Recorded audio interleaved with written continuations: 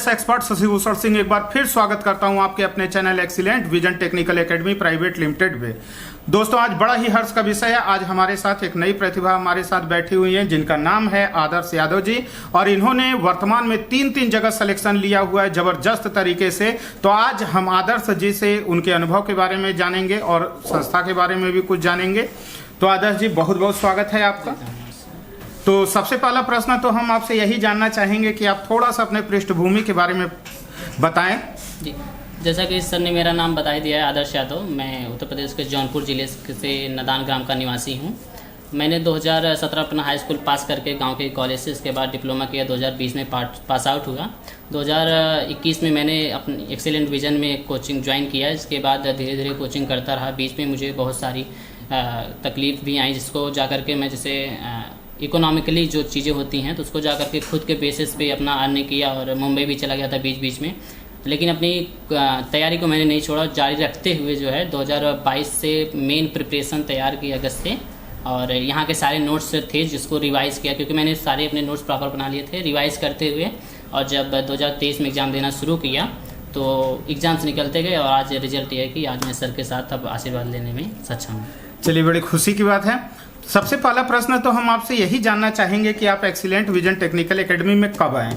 Sir, मैं demo वगैरह नहीं लिया था। मैं 2020 की बात है, मेरे फ्रेंड्स ने एडमिशन करवा दिया था। मैं उसमें मुंबई में था।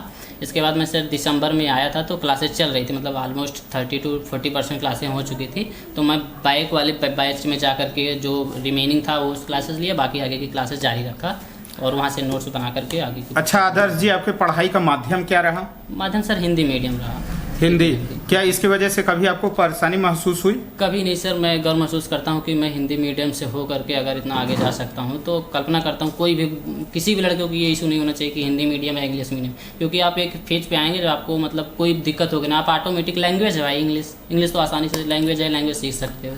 अच्छा, जो है कि बच्चे ये जानना चाहते हैं हम लोगों से बार बार कि क्या कुछ निश्चित सब्जेक्ट थे जिसके ऊपर आपने मेहनत किया कि जी सारे सब्जेक्ट के ऊपर बराबर समय देने की जरूरत महसूस करते हैं? नहीं सर, बिल्कुल सही प्रश्न किया अगर आपने। तो देखिए, हम लोग वैसे टेक्निकल के स्टूडेंट्स हैं तो ज़्यादा फोकस ये होना चाहिए, क्योंकि हमारे लगभग 70 to 75% क्वेश्चन जो होते हैं वो टेक्निकल के होते हैं।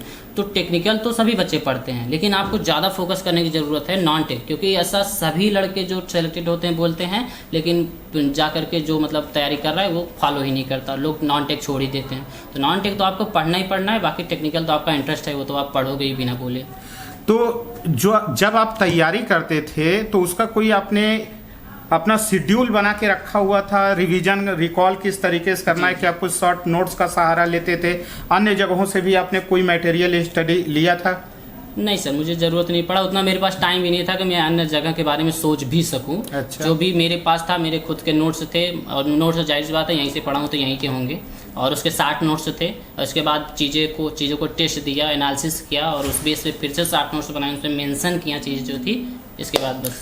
अगर संक्षेप में जो बच्चे तैयारी कर रहे हैं उनको आप क्या सुझाव देना चाहें कि उनका जो है समय बचे?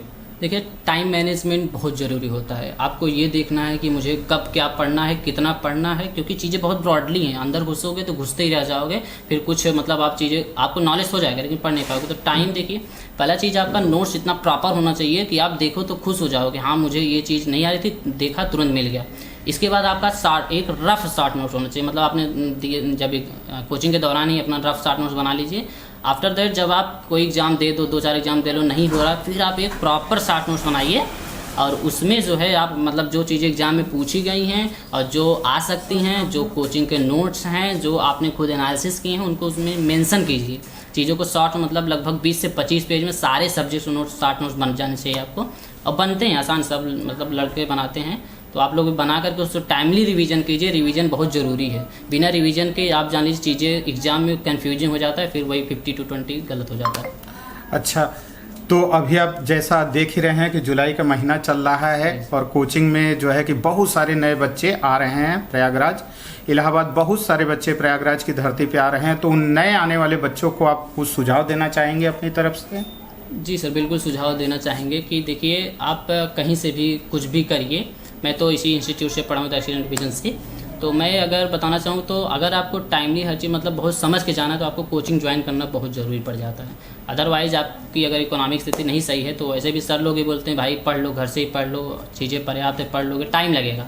गाइडेंस एक जो होती है वो आपको कोचिंग से मिल जाएगी, और कोचिंग मिलेगी तो आप नोट्स बनाएंगे, क्योंकि आप पैसा खर्च करके आए हैं तो टाइम दे रहे हैं तो आप अपने नोट्स बना के रखेंगे तो मे बी जल्दी आपको सिलेक्शन मिलेगा। और प्रॉपर एक में ही नहीं सिलेक्शन मिलेगा, जब आप प्रॉपर पढ़ेंगे तो आपको कई एग्जाम्स में सिलेक्शन मिल सकता है। हाँ, तो आप अपने सिलेक्शन के बारे में भी बता दीजिए, आपका कहाँ कहाँ सिलेक्शन हुआ है? मेरा पहला सिलेक्शन जो था अभी फरवरी में एग्ज़ाम हुआ था टाटा जेट का, तो वो भी मतलब जूनियर इंजीनियर का है।